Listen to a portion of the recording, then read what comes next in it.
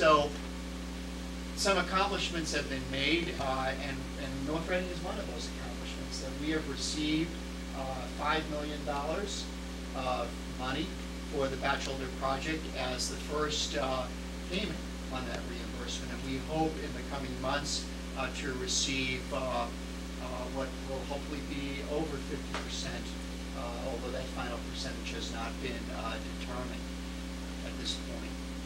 And as Mr. Webster indicated, that initially the money that would be used to generate the funding is going to come from the sales tax.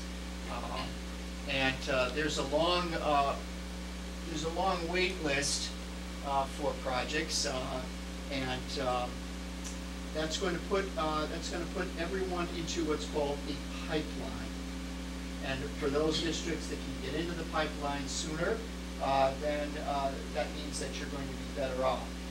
We have already entered in that pipeline through the Batchelder School, but last June, prior to Catherine Craven presenting, and Timothy, State Treasurer, presenting the $5 million check, Ms. Craven toured our high school and has invited us to, and encouraged us to update our statement of interest that was submitted a year ago on North Reading High School. And I'm going to be meeting shortly with Brad Dorr from Dorr and Whittier, the architect, on the project, and with Chuck Carucci and other members of the Secondary Building Committee to begin to take a second look at that statement of interest. And we'll certainly, any revisions to it will be brought back to the school committee. It needs to be submitted by November. The original date was September 15th. I think there was a little bit of concern that that gave a pretty small window of time. As with last year, each community can only submit, and must or not submit, but can only prioritize one project. We have two outstanding statement of interest, high school and the middle school. And we will only be able to prioritize one of them. So let me skip through. This is, as Mr. Webster was indicating, that there is concern about where this sales tax revenue is going and what impact that will have ultimately on school facility construction. But there is a 5-year guarantee, and we're part of that, at least with the Batchelder School. So the new process, unlike the old process, is that the MSBA is absolutely committed to work hand in hand with each community on a school building project. And there are going to be 5 different steps. One, identify the problem, and that's done through, that's already been done in all communities and here in North Reading through the statement of interest.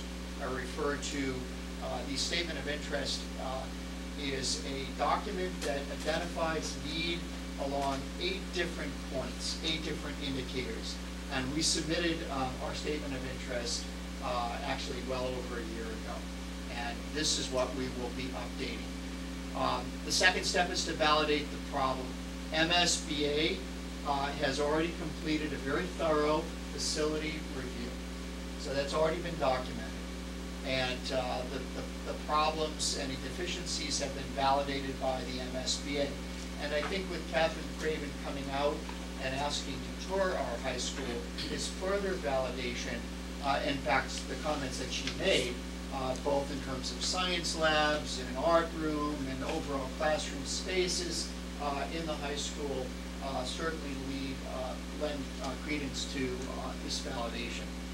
The third step is a critical step, and that is that if the next step would be to take that statement of interest and to be selected to move forward, to help to evaluate potential solutions. And so here the MSBA is going to work hand in hand with the local community. That's very different because in the past the local community, the school building committee, would go to the school building authority and say, this is what we want to do. Would already have gone to the community and asked for community funding for the project. And then taken that project funding to the school building authority to say, this is what we want to do. Very different process now. The MSBA, even before a community goes and asks for money from its voters, must have the MSBA work with the community to determine what is the feasible project. What does it look like? And then in step 4, there'll be agreement. There'll be agreement by the MSBA and agreement by the local community. And I think here is where there's going to be some very hard work. Is it a renovation? Is it an addition? Is it going to be a new school?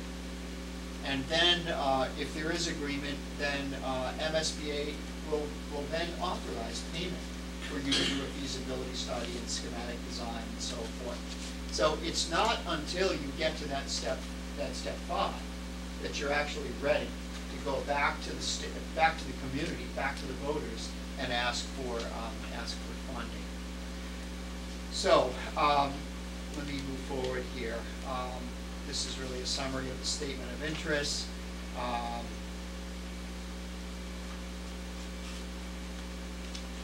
Talked a little bit about the SOI is the statement of interest diagnostic process. We would be hoping on our high school that the next thing that could be done is to do a senior study. They have already provided us with the enrollment projections. They've evaluated our enrollment projections, and they have determined whether or not they're accurate. They feel that they are accurate out into the future, and so that part of the review has already been done. Move forward here. Senior study. We have not had a senior study done, but we have had a facility study done on our high school and middle school. But a senior study would have a team would come in, and they would spend some time working with our secondary school building committee to look at very detailed analysis of what's currently in place. Does the site, would our current site support any additions or expansions of our schools? We'll look at our capital maintenance program. And again, that was another comment that Captain Craven made.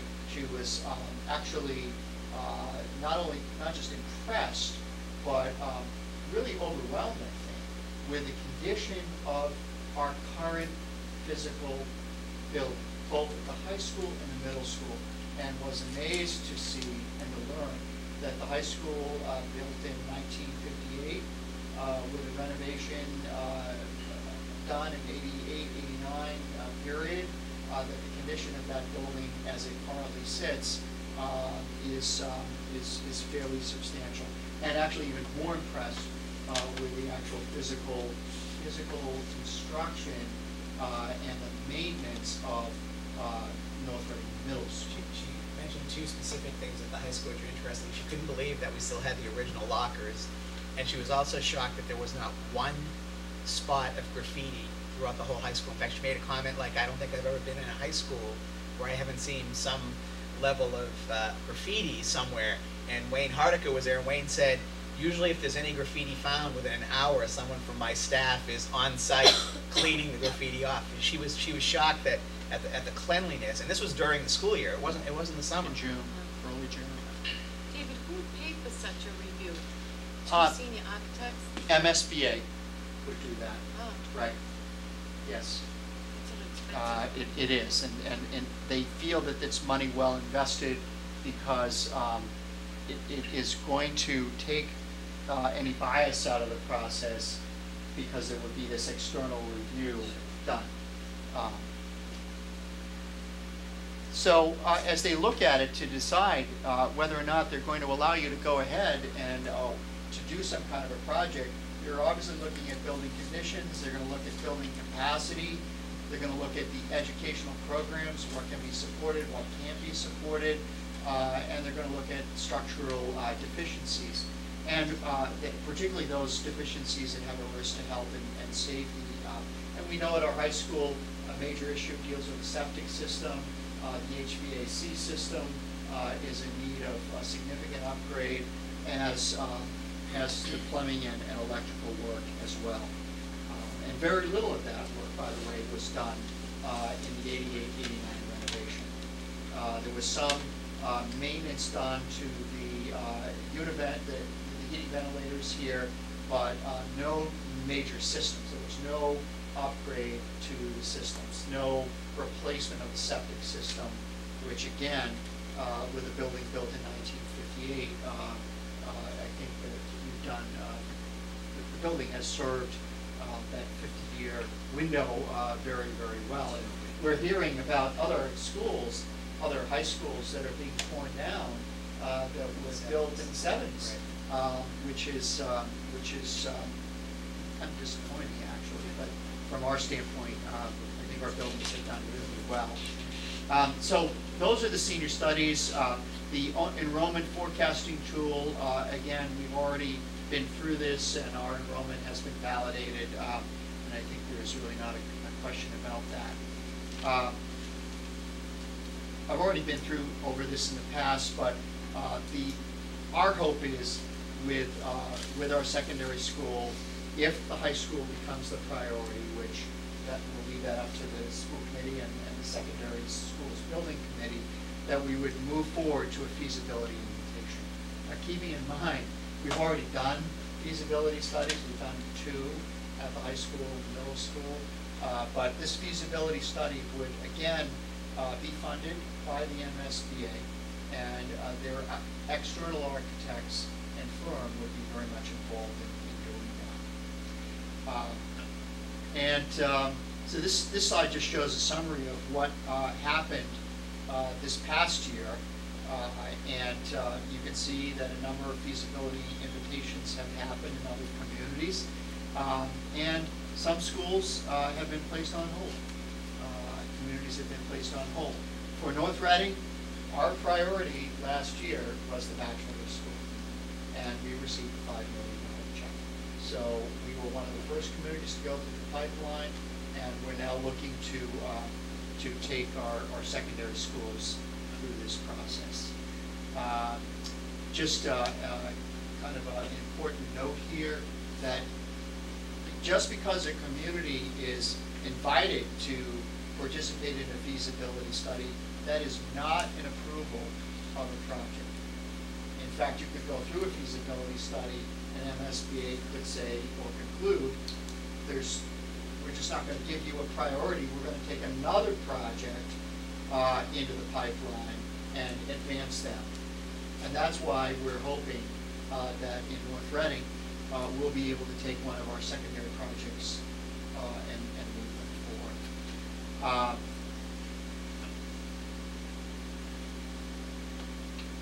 This is interesting. There's been a lot of discussion about the use of a project manager, which, of course, we did not use a project manager on the bachelor's school. We had a clerk of the works who oversaw the project, but again, MSBA is really pushing to have this project manager involved directly in the project. Is that in place with clerk of the works, and is it about the same salary? It is different than the clerk of the works. So we'd have to have a clerk of the works also?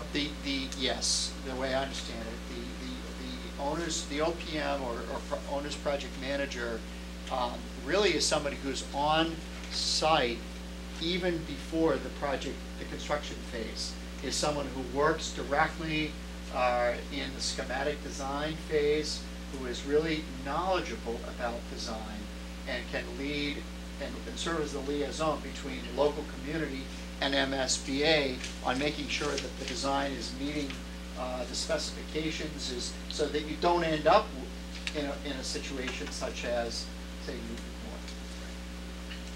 But it doesn't replace the clerk.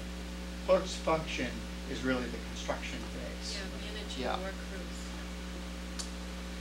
So I won't go through this. Let me just kind of skip forward here.